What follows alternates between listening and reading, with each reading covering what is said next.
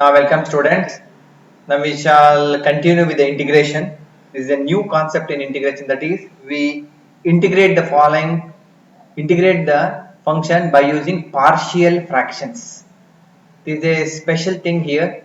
What do you mean by a partial fraction? First we shall know about the rational fractions. What is a rational fraction? Let f of x and g of x be two polynomials, then that is r of x, that is f of x divided by g of x, where g of x not equal to 0 is called a rational fraction. That is a very simple definition. That is, numerator is one polynomial, denominator is another polynomial. The quotient of two polynomials is known as a rational fraction. And look at here.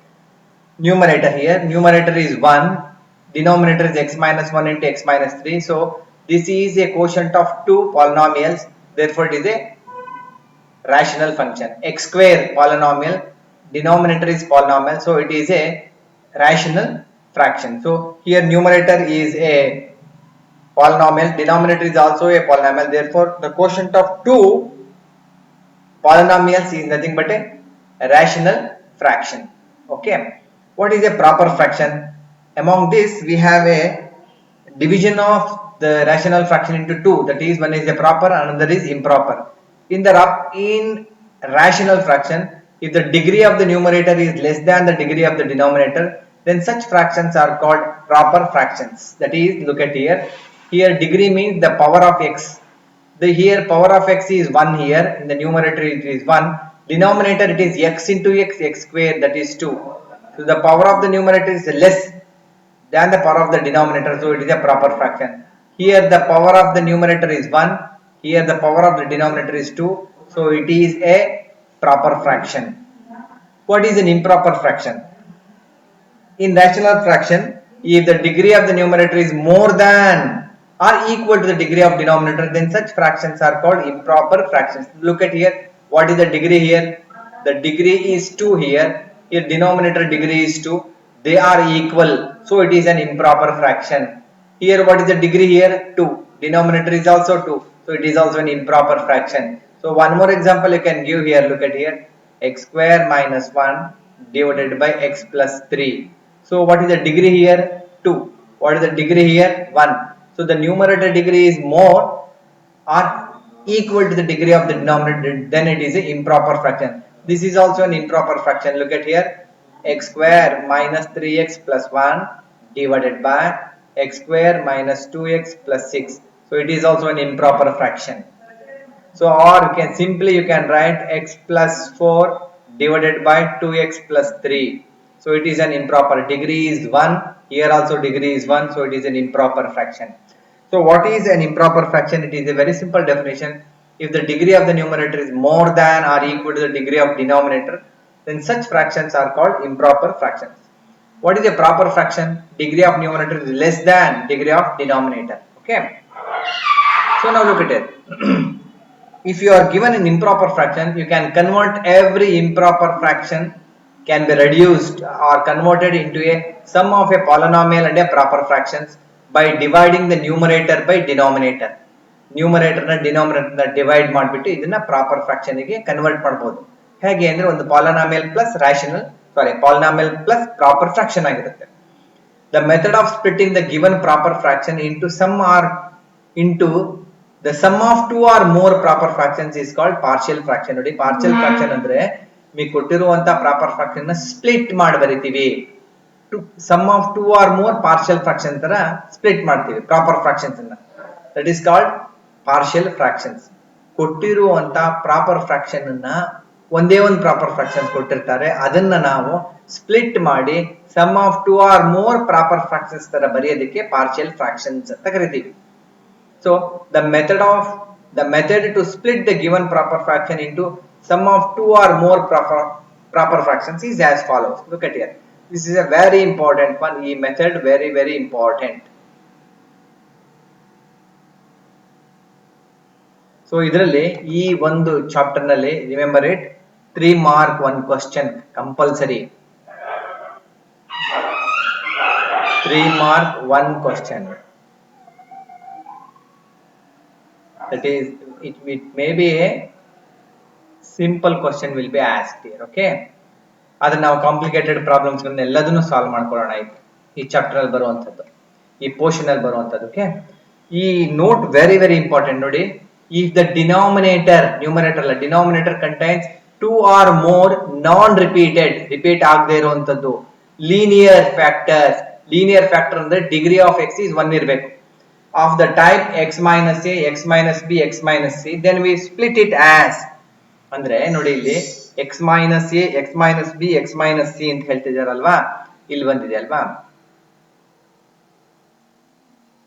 Look at here, x minus a ಬೇರೆ, x minus b ಬೇರೆ, x minus c ಬೇರೆ. ಇವು ಮೂರು degree 1 ಇದೆ, ಆದ್ರೆ ಮೂರು ಯಾವುದನ್ನು repeat ಆಗಿಲ್ಲ, ಅಂದ್ರೆ non repeated. All the 3 are non repeated and all are degree 1. These x minus a, x minus b, x minus c are non-repeated and the degree is 1. So if the denominator contains non-repeated linear degree 1, then we split it as, ನೋಡಿ ಇಲ್ಲಿ ಹೇಗೆ split ಮಾಡ್ತೀವಿ, it's very very important. So this is how we split, is a very important one.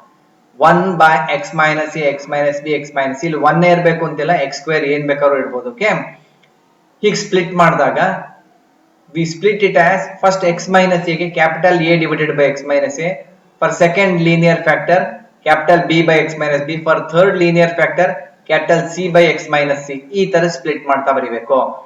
ಪ್ರತಿಯೊಂದಕ್ಕೂ a by first linear plus b by second linear plus c by third linear. How to get a, b, c ಅಂದ್ರೆ it's a simple trick. Look at here, put x is equal to a in left hand side. Left hand side ಅಲ್ಲಿ ಹಾಕ್ಬೇಕು x equals a. ಇಲ್ಲಿ a ಹಾಕ್ಬಿಟ್ರೆ a minus a 0 ಆಗ್ಬಿಟ್ಟು denominator ಅಷ್ಟು 0 ಆಗುತ್ತೆ.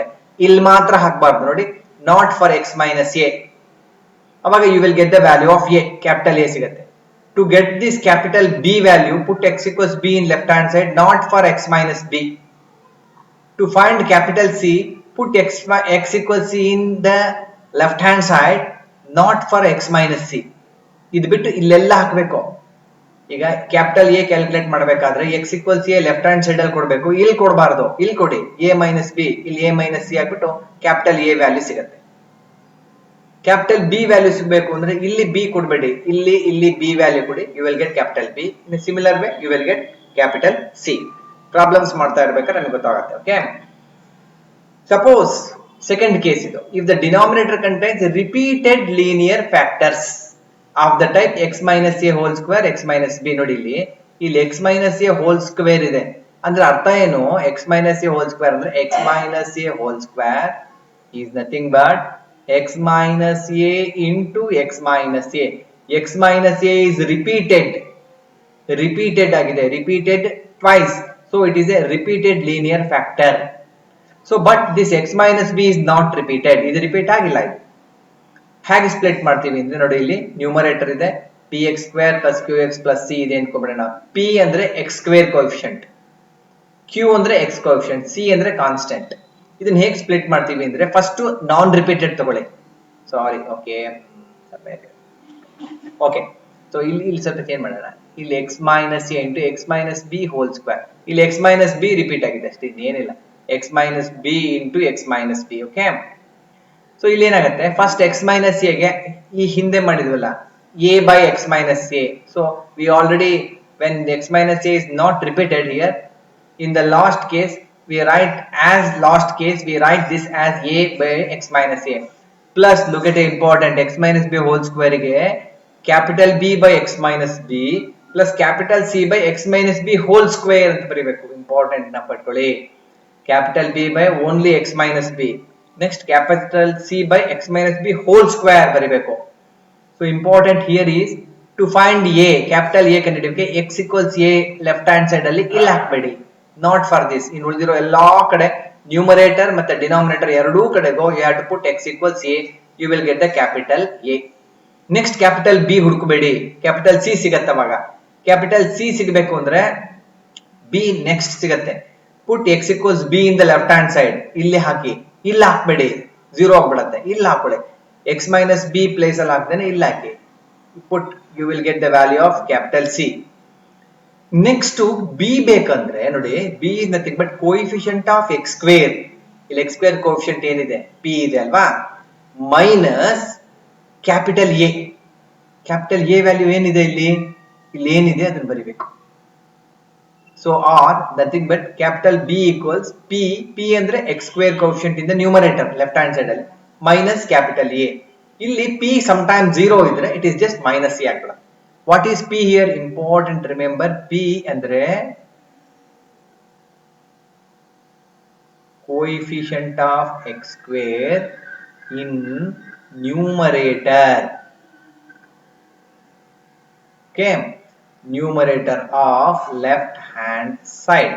ಜ್ಞಾಪಕ. Okay, ಸ್ವಲ್ಪ ಯೋಚನೆ ಮಾಡ್ಬೇಕು. ಇದು ಒಂದಕ್ಕೆ ಈಸಿಯಾಗಿ ಹೇಳ್ಬೋದು. ಇದು ರಿಪೀಟ್ ಆಗಿಲ್ಲ, ಅದರಿಂದ ಎ ಬೈ ರಿಪೀಟ್ ಆಗಿದೆ, ಬಿ ಬೈ ರಿಪೀಟ್ ಆಗದೆ ಇರೋದು, ಪ್ಲಸ್ ಸಿ ಬೈ ರಿಪೀಟ್ ಆಗಿರೋದು. ಸೊ ಎ ಕಂಡುಹಿಡಿಯಕ್ಕೆ X equals A left hand side ಅಲ್ಲಿ ಕೊಡಿ. ಎಕ್ಸ್ ಇಕ್ವಲ್ಸ್ ಬಿ ಕೊಟ್ರೆ ಕ್ಯಾಪಿಟಲ್ ಬಿ ಸಿಗಲ್ಲ, ಕ್ಯಾಪಿಟಲ್ ಸಿ ಸಿಗುತ್ತೆ. Capital B is nothing but X square coefficient minus capital A. Capital A already calculate ಮಾಡಿದ್ದೀರಾ ನೀವು. Okay, and the next one, and this is the last one here. Now look at here. If the denominator contains quadratic, ಏನಿದೆ ಇಲ್ಲಿ, if it is contains a quadratic and non factorable, factorize ಆಗದೇ ಇರುವಂತದ್ದು. ಈ factorise ಆಗದೇ ಇರುವಂತದ್ದು ಅಂದ್ರೆ ಏನು ಅಂದ್ರೆ ಏನ್ ತಿಳ್ಕೊಬಹುದು? ಉದಾಹರಣೆ ನೋಡಿ, look at here. Factorize ಅಂದ್ರೆ ಈಗ for example if I write x square minus 4, this is a factorable. You can write x square minus 4 as x minus 2 into x plus 2. ಅದೇ ನೀವು x square plus 4 ನ ಇದನ್ನ ನೀವು you cannot write this as x plus 2 into x plus 2 ಬರೆಯಕ್ಕೆ ಬರಲ್ಲ. This is wrong because x plus 2 into x plus 2 is x plus 2 whole square. So ಆದ್ರಿಂದ x square plus 4 is non factorable. Remember it. X square plus 4, this is non factorable. ಈ ತರ factorise ತರ simplify ಮಾಡಕ್ಕೆ ಬರೋದಿಲ್ಲ, ಯೋಚನೆ ಮಾಡಬೇಕು. If the denominator contains non factorable quadratic form of the type say ax square plus bx plus c, then we split it as, ನೋಡಿ ಇಲ್ಲಿ ಇದೊಂದು ಪ್ರಾಬ್ಲಮ್ ಇರುತ್ತೆ. ಇದರಲ್ಲಿ x minus a ಇದೆ, ಇದು ನಾನ್ ಫ್ಯಾಕ್ಟರಬಲ್, ಫ್ಯಾಕ್ಟರೈಸ್ ಆಗಲ್ಲ. ಅದಕ್ಕೆ x minus a ಗೆ capital a by x minus a. ಇದು ನಾನ್ ಫ್ಯಾಕ್ಟರಬಲ್ ಕ್ವಾಡ್ರಾಟಿಕ್ ಗೆ capital bx plus capital c, bx plus c divided by this ax square plus bx plus c ಬರಿಬೇಕು. ನೆನಪಿಟ್ಕೊಳ್ಳಿ, bx plus c ಅಂತ ಮಾಡ್ತೀವಿ. ಯಾವುದು ನಾನ್ ಫ್ಯಾಕ್ಟರಬಲ್ quadratic form ಬಂದಾಗ ನಾವು bx plus c numerator ಬರಿಬೇಕು. ಯಾವುದಕ್ಕೆ? ನಾನ್ ಫ್ಯಾಕ್ಟರಬಲ್ ಮೇಲ್ಗಡೆಗೆ bx plus c. ಇದು easy. First as in the first case it is nothing but a by x minus c. If this is non factorable, factorable ಆದ್ರೆ factorise ಮಾಡಿಬಿಟ್ಟು ಅಲ್ಲಿ b by c by ಬರಿಬೇಕು. If it is non factorable, you have to write bx plus c by this non factorable quadratic. a ಕಂಡುಹಿಡಿದು as usual put x equals a in the left hand side, not for x minus a. You will get ಎಲ್ಲ ಕಡೆ ಹಾಕಬೇಕು numerator denominator, ಇದಕ್ಕೆ ಹಾಕಬಾರದು. You will get the capital A. So next b value, look at here. How to get the value of b here? b is nothing but coefficient of x square coefficient numerator ಇದೆಯಲ್ಲ, minus small a ಅಂದ್ರೆ ಇಲ್ಲಿ x square ಇದೆಯಲ್ಲ ಇದು coefficient into capital A. So that is capital B is equal to p minus small a into capital A. That is x coefficient must be 1 ಇರಬೇಕು. ಇಲ್ಲಿ ಜ್ಞಾಪಕ ಇಟ್ಕೊಳ್ಳಿ, ಇಲ್ಲಿ x coefficient ಏನಾಗಿರಬೇಕು? 1 ಇರಬೇಕು. ಅಕಸ್ಮಾತ್ ಇಲ್ಲಿ 1 ಇಲ್ದೇನೆ x coefficient ನೆಗೆಟಿವ್ ಇದ್ರೆ ಅವಾಗ ಮೈನಸ್ b ಅಂತ ಬರೀಬೇಕು. 2 ಇದ್ರೆ 2b ಬರಿಬೇಕು. ಸೊ ಅದರಿಂದ ನೀವು ಯೋಚನೆ ಮಾಡ್ಕೋಬೇಕು. ಸೊ ನೀವು ಇಲ್ಲಿ ಏನ್ ಯೋಚನೆ ಮಾಡ್ಕೊಳ್ಬೇಕು ಅಂತ ಹೇಳಿದ್ರೆ, ಕ್ವಾಡ್ರಾಟಿಕ್ ನಾನ್ ಫ್ಯಾಕ್ಟರಬಲ್ ಇದ್ದಾಗ ನೀವು ಇಲ್ಲಿ ಏನ್ ಮಾಡ್ತೀರಾ? ಈಸಿಯಾಗಿ a ವ್ಯಾಲ್ಯೂ ಕ್ಯಾಲ್ಕುಲೇಟ್ ಮಾಡ್ತೀರಾ. Next if you want to calculate the value of b ಹಿಯರ್, ಎಕ್ಸ್ ಸ್ಕ್ವೇರ್ ಕೋಎಫಿಷಿಯಂಟ್ ನ್ಯೂಮರೇಟರ್ ಇರುವಂತ ಎಕ್ಸ್ ಸ್ಕ್ವೇರ್ ಕೋಎಫಿಷಿಯಂಟ್ ತಕೊಳ್ಳಿ, p ಇರುತ್ತೆ. That is minus small a, ಇಲ್ಲಿರುವಂತ x square coefficient a minus capital A. Capital A already calculate ಮಾಡಿದ್ದೀರಾ. x c calculate ಮಾಡಬೇಕಾದ್ರೆ put x equals 0 on both sides. 0 ಹಾಕ್ಬಿಡಿ, you will get there. Okay. ಆದ್ರೆ ಇಲ್ಲೊಂದು problem ಏನ್ ಬರುತ್ತೆ ಅಂದ್ರೆ, in all the cases the coefficient of x and x square in the denominator must be 1. If it is not, then take the coefficient of x or x square as common factor. ಸ್ವಲ್ಪ ಜ್ಞಾಪಕ ಇಟ್ಕೊಳ್ಳಿ, ಈ ತರದ್ದು ಒಂದೇ ಒಂದು problem ಬರುತ್ತೋ. ಈ ಎಲ್ಲಾ ಮೇಲ್ಗಡೆ ನಾವು ಪ್ರಾಬ್ಲಮ್ ಮಾಡಿದ್ದೀನಲ್ಲ ನೋಡಿ, ಇಲ್ಲಿ ಎಕ್ಸ್ ಕೋಎಫಿಷಿಯಂಟ್ ಏನಿದೆ? 1 ಇದೆ, ಜ್ಞಾಪಕ ಇಟ್ಕೊಳ್ಬೇಕು. ಇಲ್ಲೂ ಅಷ್ಟೇ ಎಕ್ಸ್ ಕೋಎಫಿಷಿಯಂಟ್ 1, ಇಲ್ಲಿ X coefficient 1, x minus b whole square ಅಲ್ಲಿ ಎಕ್ಸ್ ಕೋಎಫಿಷಿಯಂಟ್ 1 ಇರುತ್ತೆ. So in all the cases X coefficient must be 1 ಆಗಿರಬೇಕು. Otherwise, you have to take the common factor. Okay, that is an important one. You have to remember. ಇನ್ನೂ ಒಂದ್ಸಲ ಹೇಳ್ತೀನಿ ಕೇಳ್ಕೊಳ್ಳಿ. 3 cases ಮಾತ್ರ ಬರೋದಿಲ್ಲಿ. ಈ ತರ ಡಿನಾಮಿನೇಟರ್ ಅಲ್ಲಿ ರಿಪೀಟ್ ಇಲ್ಲದೆ ಇರುವಂತ ಲೀನಿಯರ್ ಇದ್ದಾಗ ಪ್ರತಿಯೊಂದಕ್ಕೂ ಸಪರೇಟ್ ಆಗಿ a by plus b by plus c by ಬರೀರಿ. a ಕಂಡುಹಿಡಿಬೇಕಾದ್ರೆ x equals a left side ಅಲ್ಲಿ ಹಾಕಿ x minus a ನಲ್ಲಿ ಬಿಟ್ಟು ಬಾಕಿ ಉಳಿದಿದ್ದು ಎಲ್ಲಾ ಕಡೆ ಹಾಕೋಬೇಕು. ಕ್ಯಾಪಿಟಲ್ ಎ ಸಿಗುತ್ತೆ. ಕ್ಯಾಪಿಟಲ್ ಬಿ ಬೇಕಾದ್ರೆ x equals b, ಇದ್ರ ಡಿನಾಮಿನೇಟರ್ ಏನಿದೆ ನೋಡ್ಕೋಬೇಕು. x minus b ಇದೆಯಲ್ಲ, b ಹಾಕಬೇಕು, small b. x minus b ಬಿಟ್ಟು ಬಾಕಿ ಉಳಿದಿರೋ ಎಲ್ಲಾ ಕಡೆ ಹಾಕಿ ಕ್ಯಾಪಿಟಲ್ ಬಿ ಸಿಗುತ್ತೆ. ಸಿ ಬೇಕು ಅಂದ್ರೆ x equals c ಹಾಕಿ x minus c ನಲ್ಲಿ ಹಾಕ್ಬೇಡಿ, ಬಾಕಿ ಕಡೆ ನ್ಯೂಮರೇಟರ್ ಡಿನಾಮಿನೇಟರ್ ಎಲ್ಲಾ ಕಡೆ ಹಾಕ್ಬಿಟ್ಟು ಕ್ಯಾಪಿಟಲ್ ಸಿ ಸಿಗುತ್ತೆ. ಡಿನಾಮಿನೇಟರ್ ಅಲ್ಲಿ ರಿಪೀಟೆಡ್ ಇದ್ದಾಗ x minus into x minus b whole square, ಇದು ಲೀನಿಯರ್ ಇದೆ ಆಕ್ಚುಲಿ, x minus ಕ್ವಾಡ್ರಾಟಿಕ್ ಬರಲ್ಲ, but it is repeated. Linear repeated ಇದ್ದಾಗ ಮೊದಲನೇದು ರಿಪೀಟ್ ಇಲ್ಲದೆ ಇರೋದಕ್ಕೆ a by x minus b whole square ಇದ್ರೆ b by x minus b plus c by x minus b whole square. a calculate ಮಾಡ್ಬೇಕಾದ್ರೆ x equals a ಹಾಕಿ ಈ ಜಾಗದಲ್ಲಿ ಬಿಟ್ಟು ಬಾಕಿ ಎಲ್ಲಾ ಕಡೆ ಹಾಕಿ. ನೆಕ್ಸ್ಟ್ c ಕ್ಯಾಲ್ಕುಲೇಟ್ ಮಾಡ್ಬೇಕಾದ್ರೆ x equals b ಹಾಕಿ x minus b ಜಾಗದಲ್ಲಿ ಬಿಟ್ಟು ಬಾಕಿ ಕಡೆ. Next this is A very simple one. b is nothing but x square coefficient numerator ಇದೆಯಲ್ಲ, x square coefficient minus capital a ಹಾಕ್ಬಿಟ್ರೆ ಆಯ್ತು ಅಷ್ಟೇ.